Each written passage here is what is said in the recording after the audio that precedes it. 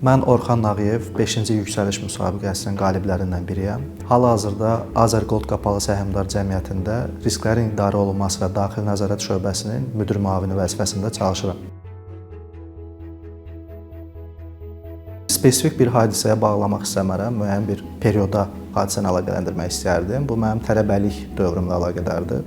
Tələbəlik dövründə yalnız təhsil almaqla yetinmədim.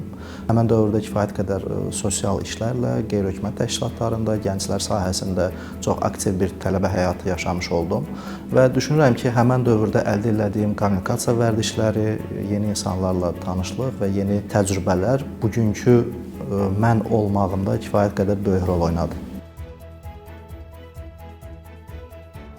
Mənim üçün istər gündəlik həyatımda, istərsə də karyeram sahəsində bir deviz var. Onu paylaşmaq istərdim. Həmən deviz odur ki, əgər suyun üzərinə daha möhkəm çıxmaq istəyirsənsə də, bəzi hallarda dibə enib oradan güc almağa ehtiyac var. Və istər həyatımda, istərsə də karyerada çətinliklərlə üzləşdiyim vaxt bu cümlə mənim ağlıma gəlir və düşünürəm ki, qarşımıza çıxan çətinliklərdən, o düşüşlərdən qətiyyən ruhdan düşməli deyilik. Hesab edirəm ki, həmin o düşüşlər bizi bəlkə də yeni uğurlara daha böyük enerji ilə nail olmağa təkan verəcəkdir.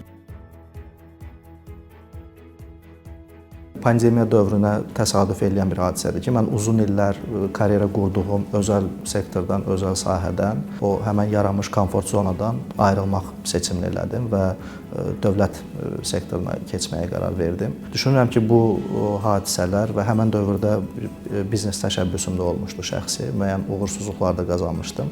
Bu mənə iki şey öyrətmiş oldu. Birincisi, düzgün və lazımi komanda olmadan fərdi olaraq uğur əldə etmək demək olar mümkünsüzdür. İkincisi isə insan heç bir zaman yeniliklərdən qaçmalı deyil. İstər yeni sahə olsun, istər yeni insanlar olsun, hər zaman açıq olmaq lazımdır.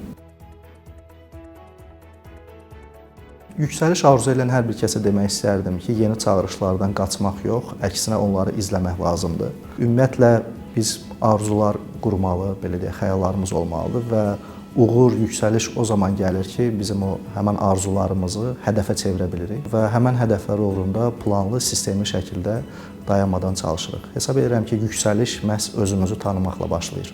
Yüksəliş sizinlə davam edir.